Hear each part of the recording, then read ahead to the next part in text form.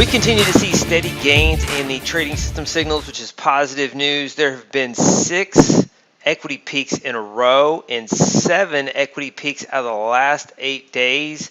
We stopped trading 3 days ago, 3 days into the equity peaks, 3 consecutive days of equity peaks, because typically that cycle is usually the end of the cycle. So we haven't seen this many days in a row since 2021. All of 2022 is choppier.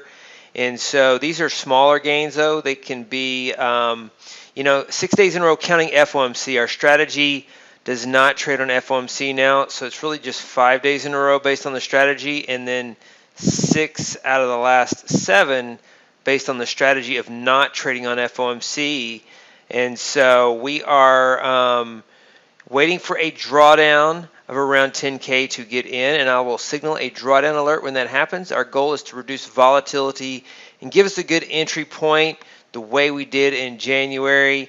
And typically we've seen equity peaks followed by massive and adverse reaction in the equity curve, and so we want to wait for that adverse reaction and then get in. And so that seems to work better when we look at the data.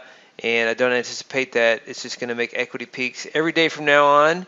And so there's winning streaks and losing streaks. And this is an extended winning streak in the setup. And so up 45 to 80 today on the hypotheticals. We did not trade today. And you can see the market gap down on the jobs report, gap down on earnings from last night, rallied and then rolled over once again.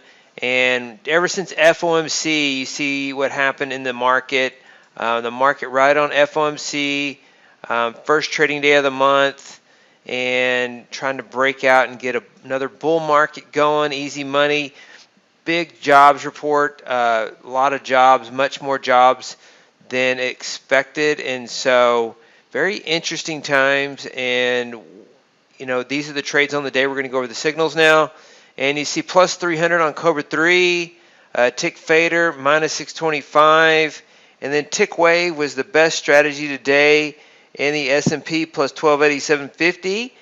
It got short, and then the market had a reaction against it right away, but then the market finally rolled over. So this is kind of a rally to fill the gap and then roll over, and that's what happened on the day. Let's look at the Nasdaq strategies. Viper was huge today. It had a lot of trades and a lot of consecutive winners in a row. The last trade was not. The market was propped up at the open on that gap down, and then it traded down into that prop up level again. It just kind of chopped in this level.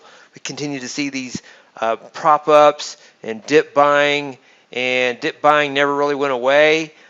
It did not have the gains that it did in 2021. But the dip buying has kept the market from dropping quickly. And so you see 1, 2, 3, 4, 5, 6, and then 7 trades today on Viper, 6 of 7 on the day. And the last trade was just a small loss, 31.65. This strategy is at equity peaks. It has an accelerating equity curve.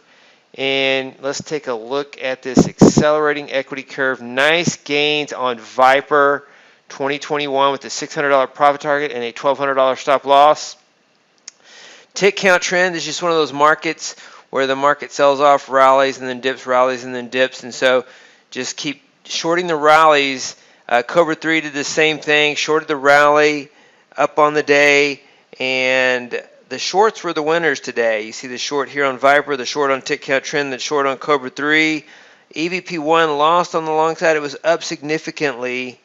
I'm going to expand that. It was up significantly, and then it rolled over and hit the $700 stop loss.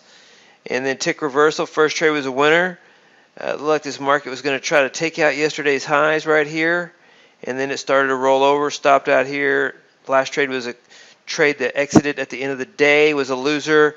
And so the long trades were losers on the Nasdaq, and the Nasdaq strategies were 3, 4, 5. On the day, there were 5 strategies that traded. 3 were winners on the short side. 2 were losers on the long side. 3 for 5 on the Nasdaq. S&P, we were 2 for 3 on the S&P. Again, the short trades, all the short trades won today. Cobra 3 and Tick Wave were short. They won. Tick Fader was long. It lost. So today was a good day to short the market, and the short side won today. And it'll be interesting. I think early next week we should see some more chop in this market based on the recent price action. And I believe we get CPI next week. It'll be interesting. I don't know that CPI will go straight down. We're due for an uptick in CPI. We'll see. CPI is the inflation report. We'll see if that happens or not. But I think we'll be choppy early next week. Could give us a good drawdown entry point. Those are the trades on the day for Friday. First 3 trading days of February the 3rd, 2023. Hey, David Bean here. Welcome to Capstone Trading Systems YouTube page. Be sure to subscribe to join our community of algorithmic traders. We are real money traders. We share our winning streaks, we share our losing streaks, as well as market updates, strategies, and coding tips.